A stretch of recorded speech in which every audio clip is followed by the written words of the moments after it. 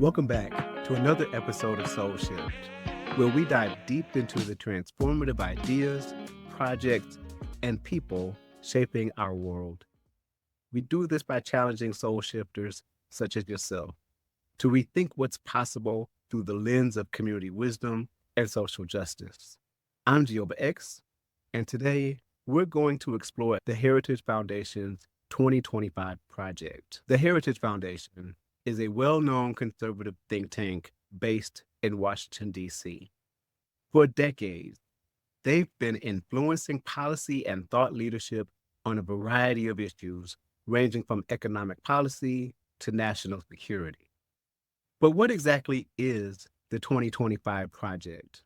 And why should we be paying attention to it today? To give you a comprehensive understanding, we'll break this down into several key sections: the origins and goals of the 2025 project, its main policy focuses, what it could mean for the future of American governance.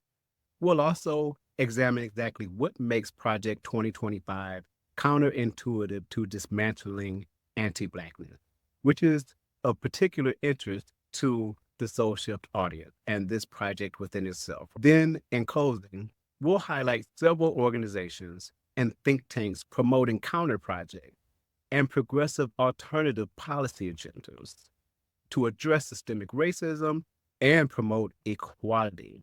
Much of the analysis that's happening out there right now is focused solely on the 2025 project, but there are other initiatives that probably need just as much attention as they're getting today. So in this episode, we're going to focus in on Project 2025 because that's right now the buzz that is trending and everybody's creating some awareness and some buzz around it. And it's also important to take a look at progressive think tanks and organizations and people that are looking to advance ideas as well. The thing that makes Project 2025 appropriate to discuss in the moment is that it's attached to the current election and the presidency itself. And given what's been happening with the Supreme Court and that Donald Trump and his cronies, his acolytes, which I'm going to refer to them in this podcast, are essential in devising this plan, it's really important that we take note of what they're devising and what's likely to get implemented by Donald Trump or a future conservative president, because the Heritage Foundation is in this for the long game. This is not a short game for just 2025. They will dust this puppy off and have it ready for the next presidency. Whenever they get a hold of the seats of power, they're going to have plans ready to enact and advance. That's how they got to the Supreme Court. So we'll also provide you with credible resources in the comment section so that y'all could go back to them, click on the links, do your own research. We strongly encourage that. And let's keep each other informed about what's happening in the space.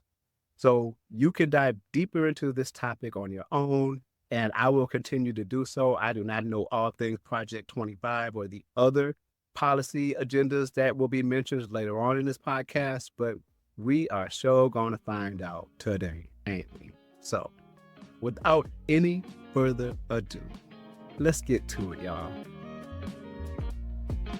All right, so origins and goals. The Heritage Foundation launched the 2025 project with a clear and ambitious goal: to prepare for a potential conservative administration in 2025.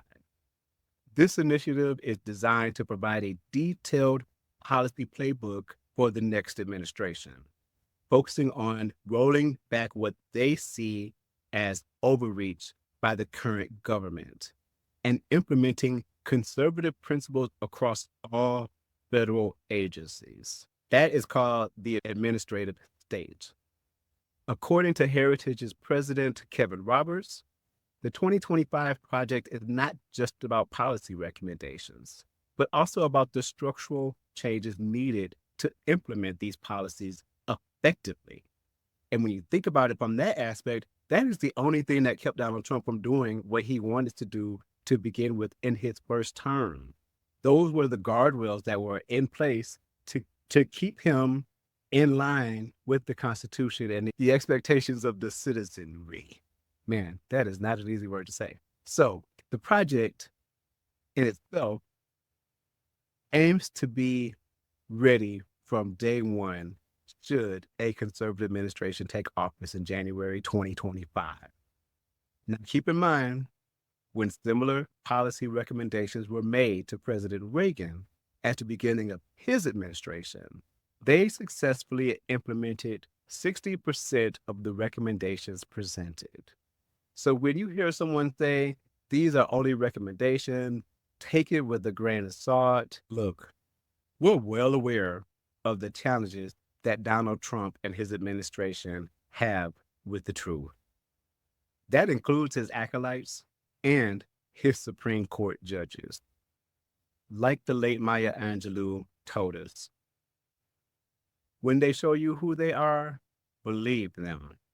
For more information on the origins and strategic vision of the 2025 project, you can visit the Heritage Foundation's official website or read their detailed reports via www.heritage.org/2025-project. That's www.heritage.org/2025-project. So in the next segment, we'll talk about key policy areas of Project 2025. The project is comprehensive, covering a wide array of policy areas. It's 900 pages long, y'all. They really thought this thing out. So those include economic policy, national security, and healthcare, to name just a few. So let's delve into some of the main focuses. In terms of economic policy, the Heritage Foundation has always been a strong advocate for free market principles. We're a capitalist society. Of course they have, right? The 2025 project emphasizes reducing federal regulations, cutting taxes, and promoting economic growth through deregulation. The goal is to foster an environment where business can thrive without excessive government interference. In terms of national security, the 2025 project advocates for a robust military, increased defense spending, and a strong stance against adversaries like China and Russia. Now, keep in mind, this might be a space where the interests of the hard-right conservatives and Trump acolytes start to diverge, because Trump has shown us how much he adores the unchecked powers of autocratic leaders like Russia's Vladimir Putin, China's Xi Jinping, North Korea's Kim Jong-un, and Hungary's Viktor Orban. The project outlines specific strategies to enhance cybersecurity, modernize the armed forces, and strengthen alliances with key partners globally. But with Trump, who are those key partners? I doubt if it's our traditional allies. And if that's in fact true, then who benefits from such an alignment? Of course, it's important to note that our current allies, for good reason, remain skeptical of his geopolitical intentions. And in terms of healthcare, the project pushes for repealing and replacing the Affordable Care Act with market-based solutions. It aims to increase competition, lower costs, and provide more choices for consumers. The Heritage Foundation believes that a patient-centered approach is the key to reforming the American healthcare system. So for an in-depth look at the policy recommendations of the 2025 project, you can check out their policy papers and briefs available via www.heritage.org/project-policy-papers. That's www.heritage.org/2025-project-policy-papers. So the potential impact of this project is significant. If implemented these policies could lead to substantial changes in the way the federal government operates and interacts with us as citizens. Supporters argue that it would lead to a more efficient, less intrusive government that respects individual freedoms and promotes economic prosperity. Blah, blah, blah, blah, blah. When they talk about that, they ain't talking about Black people. None of that includes Black people. So that just goes right over my head.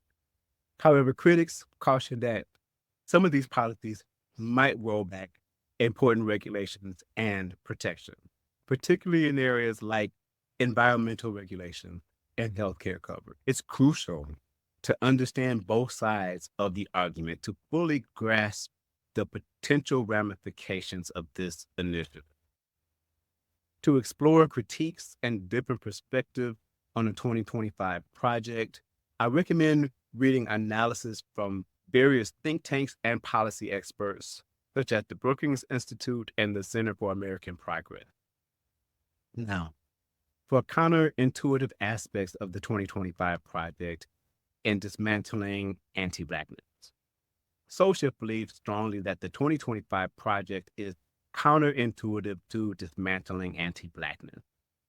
So let's examine how its policy proposals could potentially reinforce or exacerbate existing inequalities rather than address them. So, economic inequality. The 2025 project emphasizes deregulation, tax cuts, and reducing government intervention in the economy. While these measures are touted as ways to spur economic growth, they often benefit the wealthiest individuals and corporations the most. Historically, Black Americans have faced significant economic disparities due to systemic racism. Policies that favor the wealthy widen the income and wealth gaps, making it harder for Black communities to achieve economic equity. For instance, cutting taxes for high-income earners and corporations may lead to reduced funding for social programs that disproportionately benefit Black Americans. Programs like housing assistance, unemployment benefits, and food aid are crucial not just for Black families, but for all families. Reducing these resources can exacerbate poverty and economic instability within historically underserved communities and especially within Black communities. Healthcare access. The push to repeal and replace the Affordable Care Act with market-based solutions is another area of concern. The ACA significantly reduced the uninsured rate among Black Americans, providing access to essential healthcare services. Market-based solutions might not offer the same level of affordability and accessibility. And let's just put it out there, not just might, they didn't. And case in point, accessibility to those services have increased in Black communities. So to go back to a path that didn't work or that was less effective is just mind-blowing. But when you don't have the interest of Blackness or Black people as a priority to what you want to advance, then it doesn't matter who is mostly experiencing such disparities. But for us, in a lot of ways, it's life or death. We can't afford to ignore those possibilities. So yeah, health access is really important when it comes to this project. I think a lot of the reason why ACA is so unpopular within the conservative movement, not only because it's viewed as a social program, which is a whole nother conversation, but it's a Obama era program that succeeded in getting through a hostile government that didn't want him to pass anything. And President Obama was able to get the ACA passed, and it is incredibly popular with all Americans. Yet conservatives still want to take it away and put a market-based solution into our government that's less effective and creates more disparities among historically underserved communities like African Americans like myself and the majority of this audience. So without strong protection, insurance companies could return to practices that disproportionately harm minority communities, such as charging higher premiums or denying coverage based on pre-existing conditions. This could further entrench health inequities faced by Black Americans. Education disparities. The 2025 project's emphasis on school choice and voucher programs is intended to continue providing parents with more educational options because the programs already exist. However, diverting the funds from public schools to private and charter schools has already undermined the public education system, which was the intent, right? It's a system that serves the majority of Black, brown, and low-income students. Public schools often rely heavily on government funding, and any reduction can lead to larger class sizes, fewer resources, and diminished educational quality. This can disproportionately affect Black students, who are more likely to attend underfunded schools. The gap in educational opportunities can contribute to long-term disparities in academic achievement and economic mobility. Criminal justice and policing. While the 2025 project includes elements of criminal justice reform, it often focuses on maintaining law and order through increased funding for law enforcement. This approach can be counterproductive to addressing systemic issues of racial profiling, police brutality, and mass incarceration that disproportionately impacts Black Americans. So instead of prioritizing community-based intervention and addressing the root causes of crime, such as poverty and the lack of opportunity, a focus on punitive measures can perpetuate a cycle of incarceration and disenfranchisement within Black communities. Voting rights. Efforts to tighten voter ID laws and reduce access to voting will also disproportionately impact Black Americans. The 2025 project supports measures to secure the electoral process, but critics argue that these measures can suppress the vote of minority communities, making it harder for Black Americans to exercise their democratic rights. Civil rights organizations like the NAACP and the ACLU provide in-depth analysis of how specific policy changes can perpetuate systemic racism. They argue that addressing anti-Blackness requires proactive measures to dismantle structural barriers, not policies that inadvertently reinforce them.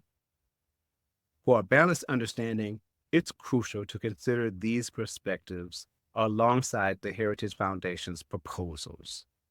This can help us evaluate whether the 2025 project aligns with the goals of reducing racial inequality and promoting justice for all. My preliminary assessment tells me is that it's going to do more harm to Blackness and to Black communities than good. So, what are some of the counter projects that are promoted by other organizations as counterpoints to the 2025 project? Various organizations and think tanks are promoting alternative policy agendas designed to address systemic racism and promote equity. These counter projects often focus on areas such as economic justice, healthcare access, education reform, and criminal justice reform. Let's take a look at a few notable examples. The Center for American Progress. It has proposed a new social contract that aims to ensure all Americans have access to essential needs and opportunities. This project emphasizes policies that promote economic security, affordable healthcare, quality education, and a fair justice system. The Center for American Progress proposals include raising the minimum wage, expanding access to healthcare, investing in public education, and comprehensive criminal justice reform. For more details, you can explore CAP's extensive policy recommendations through the links below in the comment, along with each of the other organizations, which we'll briefly highlight here towards the end of this podcast. The Economic Policy Institute focuses on policies that promote economic justice and reduce inequality. Their blueprint for shared prosperity, advocates for progressive taxation, stronger labor rights, and investments in public services and infrastructure. EPI emphasizes the importance of addressing racial disparities in employment, wages, and wealth accumulation. The Brookings Institute has a dedicated initiative called Race, Prosperity, and Inclusion that addresses racial economic disparities.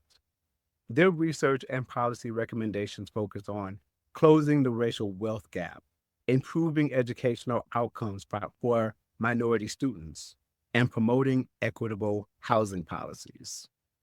Brookings also emphasizes criminal justice reform and the importance of inclusive economic growth. The Urban Institute, the name of their project is called Next 50.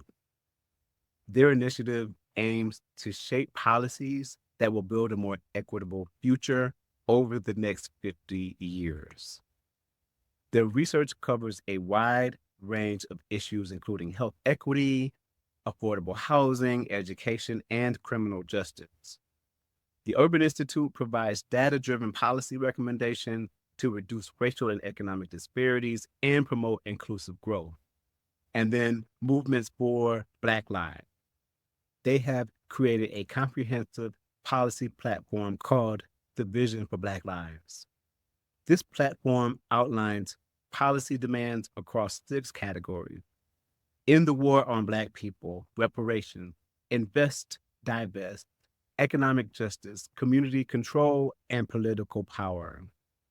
The Movement for Black Lives proposals include defunding police and investing in community-based safety solutions, providing reparations for past and ongoing harms, and ensuring economic justice through living wages and equitable economic policy. So, understanding these alternative policy agendas is crucial for a well-rounded perspective on how we can address systemic racism and promote equity. I encourage you to explore these counter projects and consider how they align with your vision for a just and equitable society. For more information, visit the websites of the Center for American Progress, the Economic Policy Institute, the Brookings Institution, the Urban Institute, and the Movement for Black Lives. These resources will provide you with comprehensive analysis and policy recommendations that counterbalance the Heritage Foundation's 2025 project. As we wrap up today's episode, I encourage you to explore the potential counterintuitive aspect of the Heritage Foundation's 2025 project in dismantling anti-Blackness. Understand the nuances of these policies and their broader implication is crucial for informed and engaged citizenship. For more information, visit the Heritage Foundation's website for their detailed reports. Additionally, check out critical perspectives and analysis from organizations such as the NAACP, the Urban Institute, and the ACLU. These resources will help you form a well-rounded view of the project's potential impact on racial equity. So, in short, Project 2025 is essentially the annihilation of the administrative state in the United States of America. It's something that the conservative right has been attempting to do for the last 70 years. It's a power grab to not only advance conservative causes, but it also positions to hold and maintain power over us, our liberties, and our freedoms. It's a national ban on women's right to choose. It's strict limitations upon transgender, lesbian, and gay rights. It's a mandate for Christian nationalism to utilize government as an oppressive tool. It's the end to discussions related to racial justice and DEI in our government institutions, which includes our local public schools and higher academic institutions. All of these have been long-term interests of the radical conservative cause. They've literally been focused on this campaign for over 70 years, at least. They've been planning for a civil war since the Civil War ended. But did it ever really end? Or did we just delay the inevitable. It's quite possible we're witnessing the beginnings of a sequel in this moment. As we wrap up today's episode, I encourage you to explore the Heritage Foundation's 2025 project for further analysis, form your own opinion. I think we are at an inflection point in our politics and our history. And I think it's important that we are reflective and aware of where we are in this moment and how we want to be engaged in controlling the direction in which our country is headed. Some of us would rather sit back and let others take control of the wheel. I'm not one of those people. I hope you're not either. Soul shifting is about active engagement of these decisions so that we have a say and a voice. We have our own agency. I'm not interested in having national evangelical Christians decide how I live my life and who I live with and who I love. Nor should you. Nor should you. They should not be able to choose what a woman wants to do with her body. It's a scary world that they want us to live in. And I'm not interested in doing that. So as an activist, I'm going to do what I can to make sure that that doesn't happen on my watch. And we're all responsible for protecting our watch from those who want to intrude upon our freedoms, our rights, and our liberties. So whether you agree with their vision or not, it's essential to understand the ideas and policies that could shape our nation's future. Knowledge is power, and staying informed is the first step towards active and engaged citizenship. Visit the Heritage Foundation's website. Again, I'm repeating it because I think it's really, really important that y'all do so.